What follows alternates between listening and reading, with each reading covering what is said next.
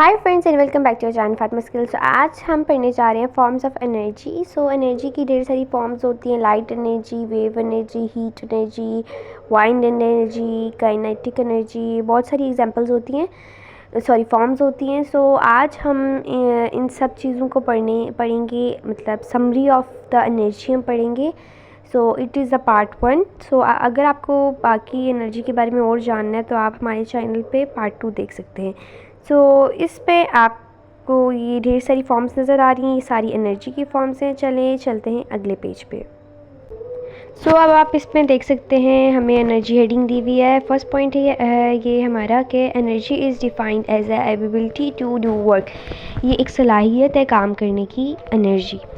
Product of force applied over a distance. ठीक है, ये इन्होंने इंग्लिश में आपको डेफिनेशन दी हुई है। ये energy exist in many forms. Third वाला है energy can be moved from one object to another. Fourth one, energy can be changed from one form to another. And last one है energy cannot be created or destroyed.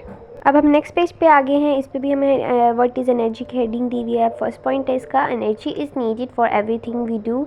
हमें हर काम को करने से पहले एनर्जी चाहिए होती है।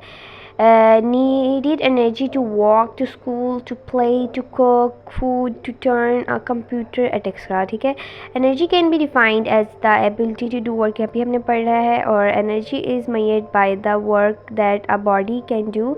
Different kinds of energy exist in the universes, and energy can do the different things. It can be found in many things and take many forms. Next page पे चलते हैं। अब ये वाला जो पेज है ना, फॉर्म्स ऑफ एनर्जी, हमारा सबसे मेन टॉपिक है, मतलब मेन चीज़ है ये एनर्जी की टॉपिक। एनर्जी तो हमें वैसे ही पता है क्या होती है। अब इसमें एनर्जी आपको फर्स्ट पे दी हुई है, उसकी डेफिनेशंस एंड एग्जांपल्स। अच्छा, थर्मल एनर्जी। थर्मल एनर्जी जो है ना, उसकी डेफिनेशन बताई हुई है, energy from the heated objects, कि जो हीटेड ऑब्जेक्ट्स होते हैं वो थर्मल एनर्जी में आते हैं। और इसकी एग्जांपल है एनर्जी इन कैटल। कैटल जो है एग्जांपल ऑफ थर्मल एनर्जी है। सेकंड है light energy. Energy that helps to see is light energy, और बल्ब और टॉर्च जो हमें अंधेरे में मदद करती है देखने के लिए। Electrical energy, electric due to the flow of charge और करंट। मतलब ये इसकी डेफिनेशन है इलेक्ट्रिक एनर्जी की, कि ड्यू टू फ्लो, हम जो फ्लो हो रही होती है, लाइट चल रही होती है, तब जो वाइब्रेशंस होती हैं वो होती हैं सिंपल इलेक्ट्रिसिटी की। बट जब लाइट चली जाती है तब वो केमिकल बॉन्ड्स आ जाते हैं। ठीक है, इसमें केमिकल्स वाला ही सिस्टम है, चार्ज आ जाता है, चार्ज करंट आ जाता है। अब इसकी एग्जांपल्स हैं इलेक्ट्रिक एप्लायंसेस। ओके, एनर्जी की सेकेंड मतलब उसके बाद वाली फॉर्म है chemical energy. Energy stored in the chemical bonds, जो केमिकल बॉन्ड्स में आ जाती है, फूड, फ्यूल और बैटरीज, ये तीन चीज़ें हैं वो आ जाती हैं केमिकल एनर्जी में। जिस तरह फूड और बैटरीज, मैंने आपको फ्यूल भी बता दिया, आप उसमें ये भी नोट कर लें। साउंड एनर्जी में एनर्जी ड्यू टू वाइब्रेशंस, जो बहुत ज़्यादा जिसमें ना आवाज़ें आती हैं ना, जिस एनर्जी में वो आती है साउंड एनर्जी। एंड इसकी एग्जांपल है loud speaker. Nuclear energy, energy stored in the nucleus of the atom. Her atom के बीच में ना एक न्यूक्लियस होता है।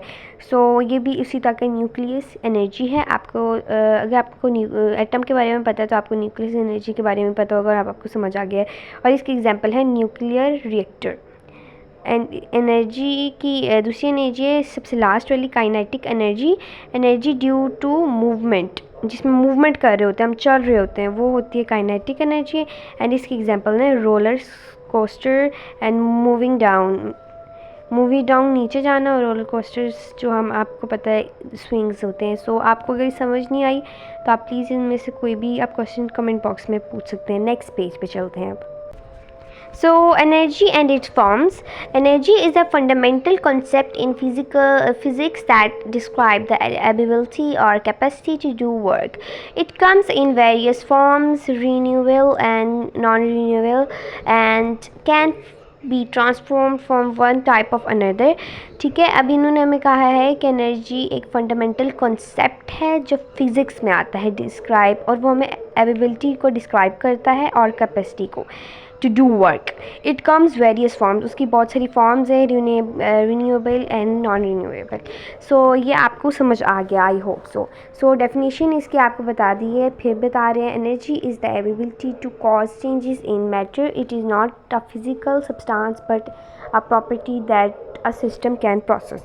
अब आपको सिंपल डेफिनेशन बताई थी हमने कि energy is ability to do work, but अगर आप बड़ी क्लास में तो आप ये वाली डेफिनेशन मस्ट लिखें. एंड हम एनर्जी कहाँ से लेते हैं? हम जब फूड खाते हैं ना, हम जिस तरह कोई भी बर्गर वगैरह कुछ खा रहे हैं, तो वो जब हमारे अंदर जाएगा तो वो केमिकल रिएक्शन करे, उस केमिकल रिएक्शन को ना हम कहते हैं एनर्जी.